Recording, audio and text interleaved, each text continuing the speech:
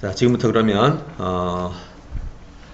제 인생의 학습 스토리라고 하고 또 인생의 경영 스토리, 그 다음에 삶의 여러 가지 스토리들을 담아서 20년이라고 표기했는데 실은 이제 보게 되면 거의 40년 가까이 되는 그런 학습 스토리, 그리고 연구 스토리, 그리고 경영 스토리입니다. 이것을 우리가 좀 더 빠르게 여러분들이 습득할 수 있도록 2년 안에 이걸 습득할 수 있겠는가, 그런 얘기를 다루고 있습니다. 한번 펼쳐서 잠깐 보겠습니다. 자, 20년 스토리입니다. 30세까지 스토리를 보고 30세 이후 스토리를 보는 식으로 둘로 나눠서 정리해 보겠습니다. 자, 먼저 30세까지를 다시 3개의 등급으로 나눴습니다. 이거는 뭐 다른 의미가 있는 게 아니고요. 제 삶에서 이 시간이 하나의 기준점이 됐기 때문입니다. 자, 먼저 18세까지 이야기를 한번 보겠습니다. 크게 제가 공부했던 내용들을 나눈다면 이렇게 5가지 형태로 나눠집니다. 듣기형 학습인데 설교를 참 많이 들었어요. 어릴 때부터 교회를 다녀가지고 거의 뭐 교회 옆에 살았다 보니까 모든 예배를 하나도 안 빠졌으니까 새벽 예배까지 거의 모든 설교를 계속 들었겠죠. 듣는 훈련이 많이 됐죠. 두 번째가 요약형입니다. 그 설교를 들을 때 그냥 듣지 않고 계속 썼어요. 요약을 했어요. 노트 요약을 한 게 이만큼 됩니다. 누가 시킨 건 아닌데 그냥 그 심심하잖아요. 듣고 있으니. 그래서 요약한 게 그렇게 많이 됐죠. 그 다음에 이제 이것을 전달형으로 했어요. 주일학교가 있잖아요. 교회 가면 그 주일학교 나보다 어린 학생들, 내가 초등학교 6학년이면 초등학교 2학년짜리, 중학생이면 초등학교 4, 5학년을 이렇게 공과 학습을 할 때 연구에서 계속 끊임없이 한 번도 안 빠지고 했으니까 계속 가르쳤어요. 그 다음에 연구형 학습이었습니다. 이제 혼자 바둑을 1개월 만에 8급을 달성했는데 책을 사다 놓고 두문불출하고 연구해서 18급에서 8급을 한 달 만에 달성했습니다. 아니, 이것도 이유가 친구가 놀리잖아요. 바둑 두면서 지가 8급이면서 나를 절대 못 이길 거라고. 그래서 책을 그때 기억으로 5권, 반전용수라는 이름이 지금도 기억나요. 초등학교 때 했던 책인데 5권을 사다가 거의 외우다시피 바둑판 놓고 했더니 한 달 만에 걔를 이겼습니다. 그러고 또 바둑 안 뒀어요. 그리고 이제 무작위 독서로 들어가서 만화, 과학동화, 무협지 등을 뭐 워낙 책을 좋아했으니까 이런 식으로 18세까지는 이게 제 학습이었어요. 학교 공부는 기억이 안 나요. 그냥 가방 던져놓고 공부한 적은 별로 생각이 안 나요. 공부하는 게. 집에 갔다 오면 그냥 가방 던지고 아침에 가방 들고 나가는 게 전부였으니까. 그런데 이제 이 기억들은 제가 제 머릿속에 뚜렷하게 나는 기억들입니다. 그리고 이제 25세까지 이제 제가 18세 고등학교 졸업하고 바로 선박에 항해사로 들어갑니다. 대학을 안 가고 바로 항해사로 들어가 가지고 크게 이런 형태의 과정을 거치게 됩니다. 선박은 18세에서 약 25세까지 선박 생활을 했는데 실제로 선박 생활을 하고 육상에 오면 또 한 1년 정도 지내고, 그러니까 이게 선박 육상 생활 이렇게 함께 믹스되어 있습니다. 그래서 그 시간을 가지고 한번 정리해보면 선박에 가자마자 고전 독서를 하게 됐습니다. 이유는 뭐였냐면 그 톨스토이 인생 독본이라고 있어요. 처음에 선박에 실습 항해사로 근무를 들어갔는데 뭐 다른 책은 하나도 없고 이 책이 하나 있더라고요. 어떻게 이 책을 가져갔는지 기억이 안 나요. 이 책은 어떻게 생겨먹었냐면 이렇게 생겼어요. 오늘 선물로 하나 드릴게요. 왜냐면 이게 제가 제 인생에 너무 영향을 많이 받은 책이에요. 그래가지고 이 책을 전부 타이핑을 했잖아요. 235쪽, A4 용지 235면 지금 거의 일반 책으로 400, 500쪽 나오는 책입니다. 원래 그 이따만 책이 상하 2권이었거든요. 근데 이 2권밖에 없었어. 책이 배에. 요 2권이 전부였어요. 시간만 나면 요걸 읽었던 거죠. 근데 이 내용이 뭐였냐면 정말 재미없는 책입니다. 제목도 철학적인 정보고 톨스토이가 지은 거고 인생에 대해서 이게 이제 시작이에요. 1월 1일 이게 날짜예요. 독서에 관한 명언들이야, 명언들. 이렇게 루크가 한 말, 세네카가 한 말, 이렇게. 이게 1월 1일 끝난 거예요. 이제 1월 2일 신앙에 대해서 또 명언들이요. 그러죠? 다 명언이죠. 여러분 명언집 읽고 있으면 재밌나요, 그게? 세상에 제일 재미없는 책 아닌가요? 근데 그 책밖에 없었기 때문에 그 나름대로 저한테는 유익했죠. 근데 이게 저는 너무 재밌는 거예요. 정말 신기했어요. 이걸 제가 너무 재밌어갖고 제가 재밌는 이제 실습 강의사들도 있거든요. 야, 이것 좀 읽으라면 5분 안에 다 잠들어요. 거의 완벽한 수면제입니다. 근데 제게는 어떻게 이렇게 재밌었는지 몰라요. 네. 그러면서 이걸 읽으면서 제 머릿속에 어떤 정보를 함축해서 표현하는 것이 정말 중요하구나. 이걸 이제 깨닫게 됐죠. 네. 365일 동안 나옵니다. 네. 정말 제 인생을 바꿔놓은 내용이죠. 그래가지고 이 책 제일 뒤에 가면 지금 여기는 없는데 이 톨스토이가 이런 걸 자기 평생 동안 연구하던 그 정보를 토대로 자기가 읽은 모든 고전들을 전부 리스트화 시킨 거예요. 예, 톨스토이 고전 추천 목록이라고 새까맣게 조그만 글자로 이따맣게 무슨 페이지가 있었어요. 이게 너무 좋았기 때문에 저는 이게 뭔 책인지도 읽어보지도 않은 책이잖아요. 그냥 육지에 들어갔을 때 서면 서점 지금도 기억나요. 요거 다 주라고 그랬더니 박스가 몇 개가 오는 거야. 대용 박스가. 이게 몇 권인지도 모르고 시킨 거예요. 이제 3년, 한 번 나가면 3년씩 바다 위에 있거든요. 기름 넣을 때 딱 한 번 들어가고 거의 365일, 그러니까 3년을 바다 위에서 살잖아요. 육지도 안 보고. 그러니 이제 준비를 하고 간 거죠. 아예 책을 몽땅 사가자 해가지고 그 박스로 이제 몽땅 사간 게 이 사람이 추천한 책이었던 거예요. 이게 바로 그분이 남겨둔 고전이었습니다. 이거 여러분 이거 타이핑된 책 없어요. 제가 이거 50만원 주고 타이핑한 거예요. 이거 다. 제 인생에 너무 중요한 책이라서 예, 일반적으로 이 사이트에다 올리지는 않습니다. 이거 정식 출판물이라서 네, 여러분 선물로 드릴 테니까 대신에 올리면 안 돼요. 출처 찾다 보면 나한테 나오니까. 예. 그래서 이제 이 책을 철학, 문학, 뭐 기타, 뭐 지금 내용 뭐가 있는지 모르겠어요. 리스트에 대한 내용이니까 뭐 기타 모든 고전에 관한 내용들이고 독서 시간은 약 3년간 독후 활동은 독서 후에 이 도서의 핵심을 요약을 했어요. 그것도 참 다행이었던 것 같아요. 꼭 읽고 나면 이제 톨스토이 예술론을 읽었어. 그러면 톨스토이 예술론에 대한 핵심하고 핵심을 딱 정리하고 그리고는 거기다 나의 견해라고 어디서 배운지 모르겠어요. 나의 견해를 쓰고 톨스토이의 이런 점은 옳지만 이런 점은 옳지 않다. 그래서 대안은 이렇다. 이게 변증법 아니에요.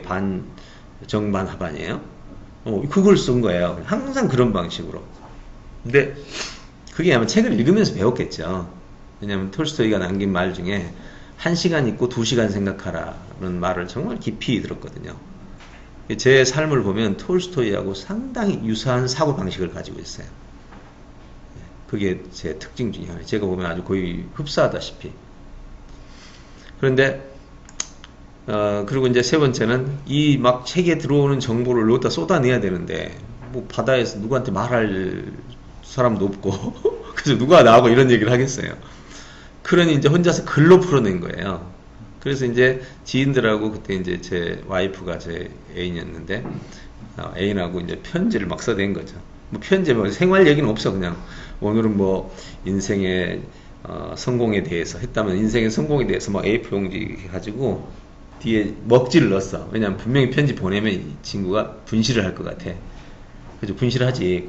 누가 보관하겠어요? 그래서 아예 먹지를 해갖고 원본은 보내고 먹지는 내가 보관하고 이 보관한 게 지금 다 있습니다.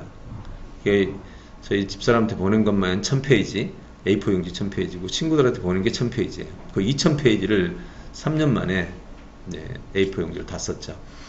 그걸로 인해서 받은 영향은 고전적 가치인식, 정의사랑 평화 도식을 이해하고 철학적 사고, 본질과 형식관계, 문제제기에 대한 수립력, 인문학적 사고방식. 이거 정말 도움이 됐어요. 글을 쓰다 보면 어떻게 쓰냐면 아무 생각 없이 그냥 이렇게 스스로 질문을 해요. 글을 쓰다가 질문을 하잖아요. 산다는 것은 무엇일까요? 이래 놓고는 이제 썼으니까 뒤에를 답을 달아. 이거 정말 도움 많이 됩니다. 지금도 그 습관이 남아가지고, 일단은 이 화제를 던져놓고, 그리고 생각을 해. 그러다 보면 나도 모르게 굉장히 좋은 정보들을 찾아내는 경우를 많이 보게 되죠. 이러면서 이제 문제 제기와 대안을 찾는 과정을 겪게 되고, 또 인문학적인 사고 방식들, 가치를 추구한다든지, 그 다음에 본질을 추구한다든지, 그 다음에 전체적인 사고를 한다든지, 이런 사고를 갖게 된 게 바로 약 3년간의 1000여 권의 책을 읽으면서 있었던 부분이죠. 여기 하나 빠졌네요. 독서 분량이 약 1000여 권. 네, 이렇게 해서 고전형 독서를 25세까지 하게 됩니다. 정확한 나이는 22살까지였어요. 고전형 독서가. 그리고 이후로 이제 이런 것들이 진행됐어. 그 다음에 연구형 학습이 있었는데, 이런 건 이제 일본어 학습이라든지 3개월간 연구해서 일본어 대화가 가능한 상황, 바둑 연구를 또 했어요. 배 타러 갔는데, 선원 중에 한 분 사람이 1급짜리가 온 거예요. 1급은 바둑 잘 둔 거죠. 1급짜리하고 바둑 내가 8급짜리가 게임이 되겠어요. 근데 이 친구가 그냥 가르쳐주면 좋은데 꼭 약을 올리는 거야. 이래갖고 못 이긴다고. 평생 그래도 못 이긴다. 약을 바짝바짝 올리잖아요. 그래서 그때 가져갔던 바둑책을 다시 3개월간을 그냥 머리에 다 그냥 외웠죠. 그리고 다 외운 다음에 도 갖고 이 1급짜리를 이겼습니다. 그리고 그 다음에 한 번도 안 뒀어요. 제가 보니까 뭐가 있냐면 경쟁 속성이 있어요. 네. 뭔가 경쟁이 붙으면 어떤 방법으로 연구해가지고 그걸 이기고야 나서, 그러고는 이제 재미가 없어. 이기고 나면. 네. 그래서 저는 탁구도 책으로 배우고 당구도 책으로 배웠어요. 네. 당구도 책 사가지고 책을 연구해갖고 각도 막 구상해가지고 했는데 잘 안 늘더라고요. 아무튼 연구형 학습이 있었고요. 그 다음에 이제 글쓰기 활동이 있었어요. 이게 이제 3가지인데, 이렇게 할게요. 첫 번째가 방금 말했던 편지 쓰기죠. 네, 고전 독서 후에 표출 통로가 필요했고요. 독서 후 깨달음을 자유롭게 서술해서 표현했습니다. 내용은 편지 쓸 당시 읽은 책의 주제와 연관했어요. 내가 그때 읽은 게 인간의 허무함이다. 그럼 허무함에 관한 주제로 가서 쫙 써내려가고, 이제 그 다음에 수신자가 어떤 문제가 있다 그러면 그 문제의 주제에 대해서 이제 그때는 창작형이 되겠죠. 그 다음에 방법은 주제를 정해서 해당 주제를 논하는 방식으로 해서 이렇게 해서 그 1000페이지 가량의 내용을 썼습니다. 지금 요거를 한번 모아가지고 타이핑을 좀 한 다음에 요걸 한번 분석을 해볼 거예요. 18세에서 22살 사이에 사람의 생각이 어느 정도 발전할 수 있는가를 보여주는 단명한 예예요. 저에게 있어서는 굉장히 중요한 경험이었거든요. 제가 이 나이대에 썼던 글들을 지금 다 가지고 있거든요. 굉장히 놀라워요. 내가 명언기를 남겼는데 그 명기들이 지금 나이에도 만들기가 어렵더라고요. 그 엄청난 정보가 쏟아져 들어올 때 사람이 생각하는 바가 어떻게 달라지는가를 보여주는 정말 아주 실증적인 사례입니다. 그래서 언젠가는 지금 분석을 하려고 지금 손을 못 대고 있는데 꼭 분석 작업을 할 겁니다. 그래서 그걸 토대로 나이하고 상관없이 누구든지 3가지 형태죠. 정보의 난이도, 정보의 가치도, 정보의 분량도, 이 3가지 요소가 한 사람에게 쏟아져 들어오게 되면 어떻게 변화가 일어나는지를 얼마든지 추론해 볼 수 있는 거예요. 그래서 이 부분을 꼭 한번 살펴볼 생각입니다. 그래서 글쓰기 기초 내공과 독후 표현력을 강화시킬 수 있는 기회가 바로 이 편지 쓰기에서 나타났고, 이 고전을 읽으면서 계속 명기가 나오잖아요. 고전의 명사들은 다 어떤 것들을 짤막한 핵심으로 전체상을 보여주잖아요. 이 명기를 보면서 저도 자꾸 명기를 쓰게 된 거예요. 톨스토이 인생 독본의 영향, 고전 작가들이 남긴 영향에서 머릿속에서 흘러가는 핵심 정보를 명기로 이제 표현해내는 거죠. 그래서 독서 중에 떠오른 거, 명기에 대한 재분석, 명저자의 명기에 대한 수정 방법들, 그 다음에 추각형, 그래서 그 결과로 축약형 사고력을 형성하게 됐습니다. 이 결과로 제가 뭐 계획적으로 한 건 아닌데, 꿈의학교 졸업식 때 앉은 자리에서 그 졸업장에다가 내 사인을 하고 명기를 하나씩 썼어요. 앉은 자리에서 쓴 명기가 100개인데 그걸 끝나고 나서 전부 명기를 모아보니까 100개의 명기가 그 자리에서 앉은 자리에서 다 쓴 거예요. 왜냐면 하나씩 써서 바로 주는 거니까. 그때 제가 보면서 와, 이게 가능하구나. 지금도 모아놨거든요. 그래서 지금 모아놓은 거 한번 다 찾아서 정리를 해야 되는데, 네, 어서오세요. 이렇게 해서 명기 쓰기가 있었고, 그 다음에 세 번째가 소설 쓰기가 있었습니다. 제가 고전 문학을 많이 읽었잖아요. 그러다 보니까 고전 문학을 읽고 나니까 고전 문학의 영향이 크더라고요. 그래서 나도 고전 문학을 써보고 싶다 이런 생각이 들었어요. 그래서 문학가가 되고 싶은 비전이 있었고, 고전 문학을 통해서 그 비전을 형성한 거죠. 그래서 고전 문학가처럼 사상을 문학으로 전파하고 싶다는 생각을 했고, 10여 편의 소설 컨셉트를 지금 써놓은 게 있습니다. 그리고 이제 한 편의 소설을 완성하고 출판은 못했습니다. 그래서 이제 문학 저술에 대한 독서와 소설의 컨셉 작성들을 통해서 문학을 작성하고, 결과적으로 이제 문학적 소양과 문학 읽기의 기능을 얻게 됐죠. 이렇게 해서 소설 쓰기 훈련이 25세까지 사이에 있었던 일이고, 마지막 설교용 창작입니다.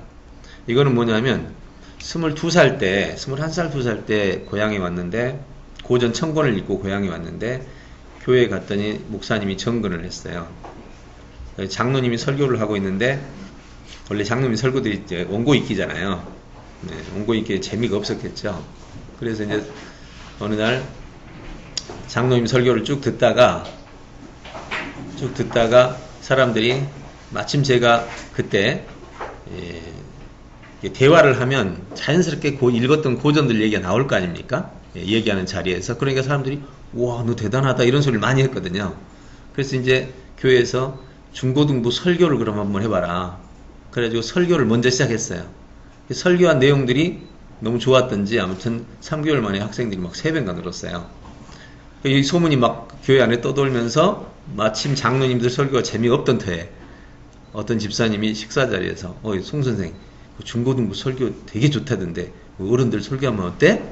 이러니까 이제 주변에 있던 사람이 있잖아요. 그냥 마침 생각을 못했는데 그 들은 순간 딱 느낌이 그거 좋겠다 이렇게 박수친 바람에 그냥 그 다음 주 수요일 설교를 맡게 된 거예요. 뭐 누가 이제 대장이 없으니까 그거 뭐 다 그냥 목회자가 없으니까 시골 교회니까.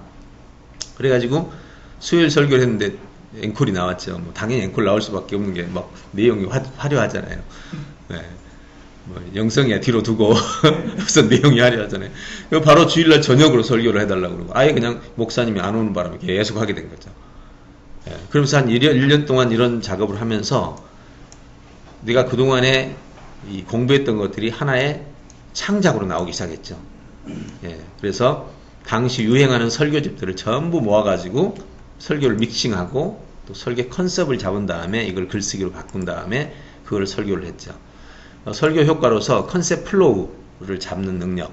그러니까 오늘 설교하게 되면 서론에서 동기를 뭘로 제시하고, 거기서 어떤 과정을 핵심으로 제시하고 결론을 어떻게 마무리해서 적용으로 끌어낼까라는 그 컨셉들을 세우는 능력이 잡으면, 그걸 토대로 이제 자료를 이용해서 글을 써 나가서 설교를 해 나가는, 그리고 설교 스피치 검색이 능력이 자라고, 이런 과정을 20대 초반에 경험을 하게 됩니다.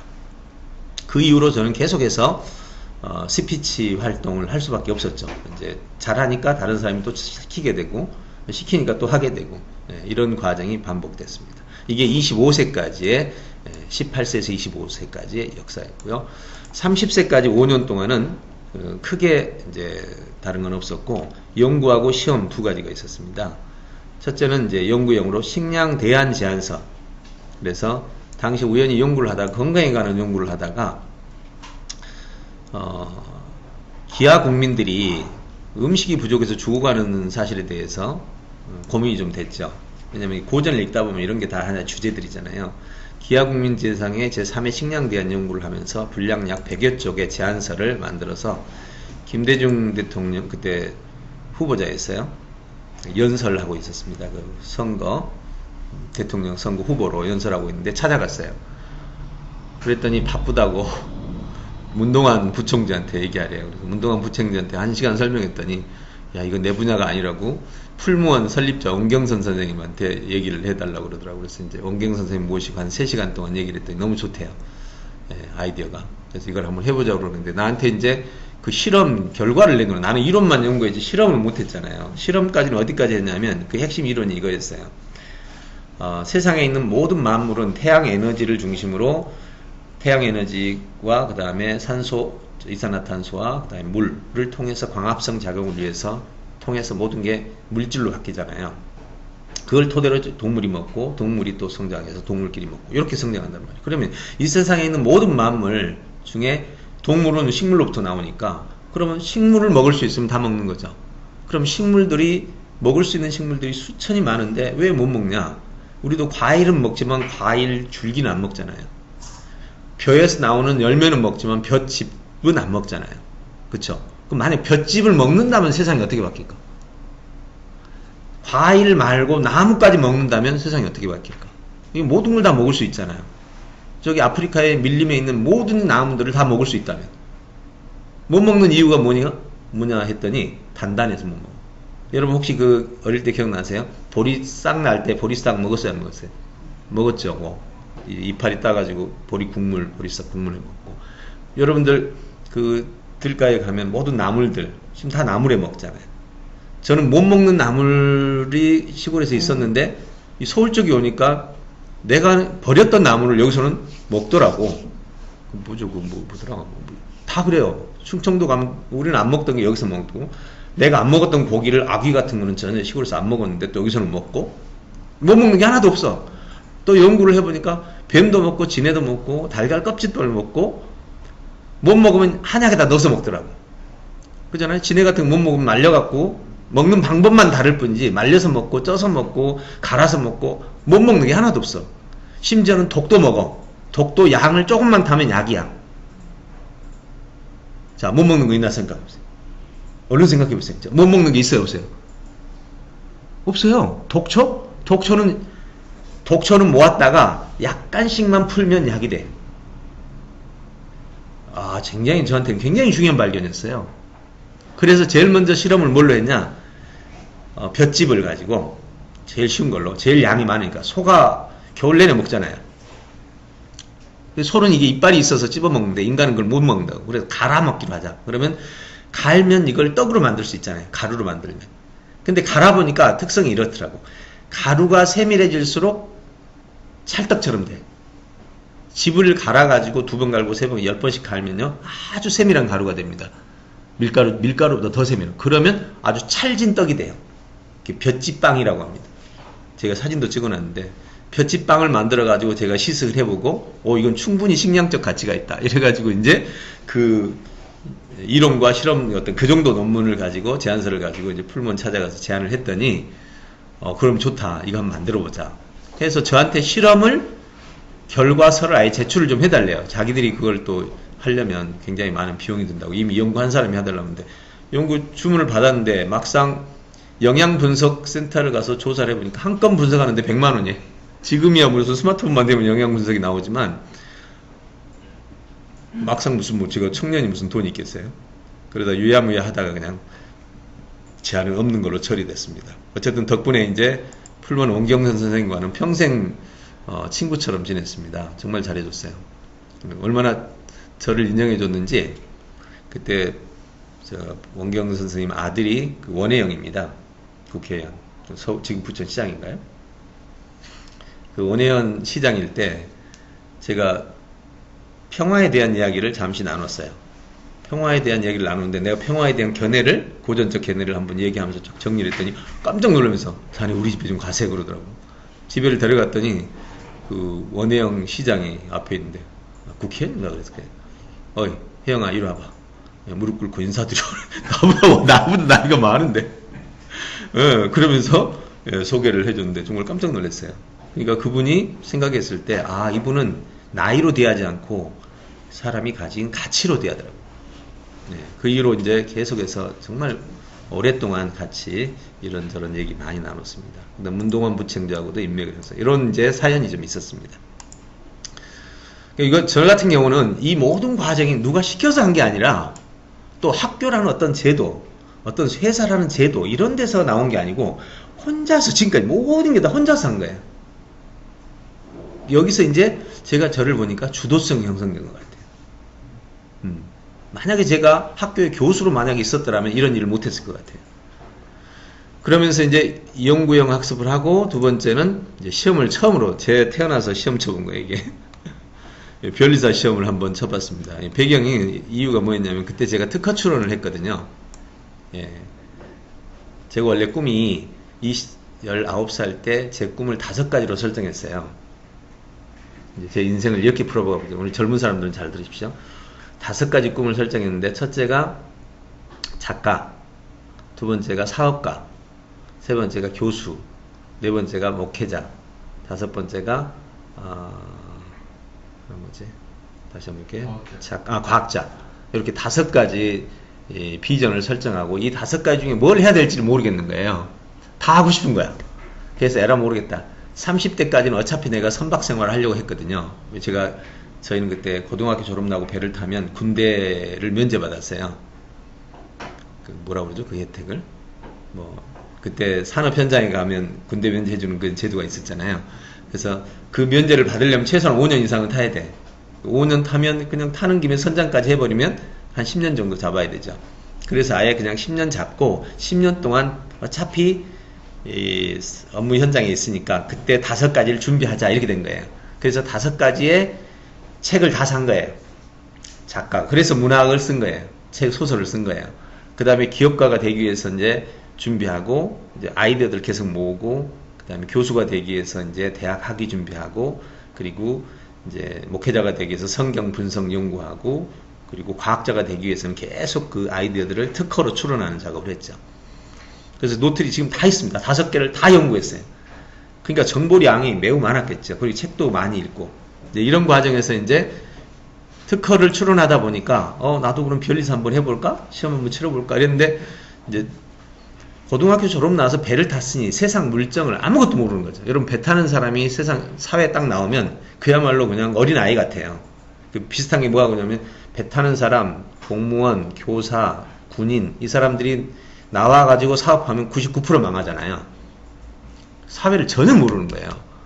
그게 나와가지고 변리사가 뭔지도 모르고 그냥 시험 쳐보자 해갖고 시기를 24세경에 3개월 공부했어요. 변리사를 3개월 공부한 게 말이 되냐고. 예? 몇 년을 해도 안 되는 걸. 그래서 3개월 공부에 다행히 1차 합격했어요.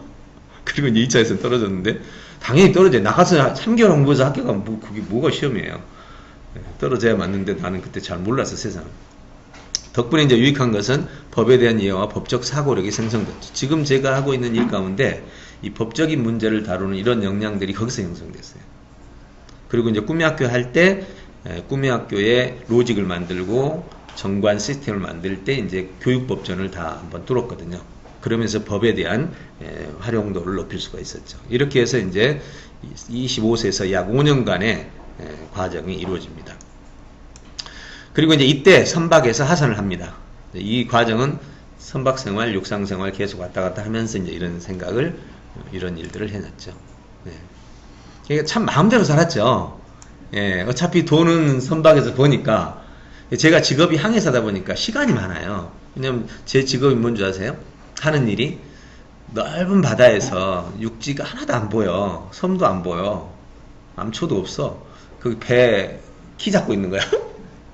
자동차 키라면, 저기라면, 어른 생각해도, 주변 사물을 보고 인식하고 막 이렇게 하는, 이게 자체가 생각을 해야 되는데, 저는 그 당시에,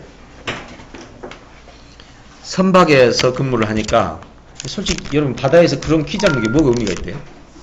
그리고 또, 선박에는 이 오토매틱 조종 장치가 있어요. 오토매틱 스위치를 딱 켜면 그때부터 이 자이로 컴퍼스라는 게 있어가지고, 항로를 156도 설정하면 156도에서 왔다 갔다 하면서 이렇게 그냥 혼자 가요.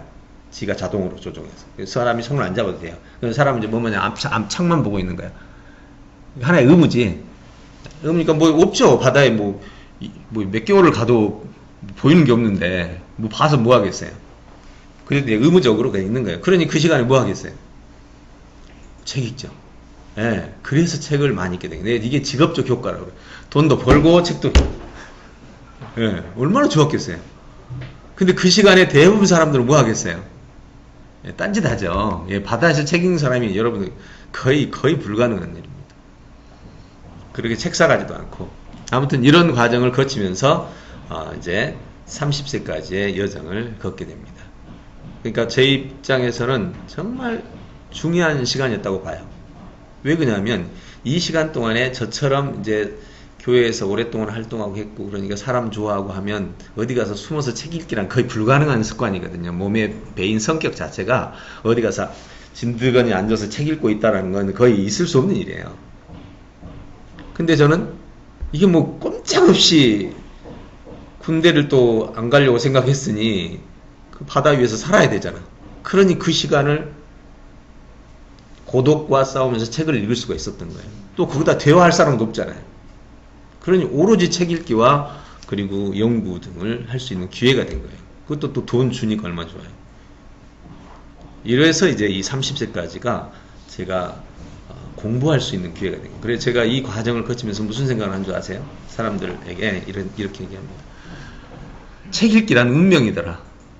예, 책 읽기란 운명. 제가 20년간 책 읽기 지도를 얼마나 많이 한 줄 아세요? 제가 지금 그 인천교육청 송장학사라든지 상당히 사회적인 이제 지명도를 갖춰가는 후배 제자들이 있는데 다 제가 책 읽기를 통해서 양성된 사람들이에요. 근데 그 사람들 다가 단 6개월 정도만 읽고도 그런 영향이 나타났단 말이에요. 저처럼 거의 20년 가까이를 책을 읽는 사람이 아니어도 그걸 보면서 야, 책 읽기는 운명이라는 생각 왜 드느냐? 책을 6개월 읽는 건 공부로 읽을 수 있지만 책 읽기를 누가 시키지 않는데 대학 교과목에서 과목 나오면 거기 무슨 책 읽으라는 이런 식의 책 읽기 말고 자기가 원해서 읽는 책 읽기로 10년, 20년을 할 수 있는 거는 거의 운명이에요, 운명. 이건 어떤 조건이 되지 않으면 안 돼. 그래서 제가 살펴보니까 책 읽다 보니까 이런 운명이 감옥 가면 확실하더라고. 그 감옥 가서 다 읽지는 않아. 그렇지만 감옥 가서 책 읽는 사람은 진짜 운명적으로 책을 읽게 되는 거예요. 어느 날 제가 김대중 대통령의 그 자서전 있죠. 이름이 뭐더라. 그 책이 있는데 그 책을 읽으면서 깜짝 놀랐어요.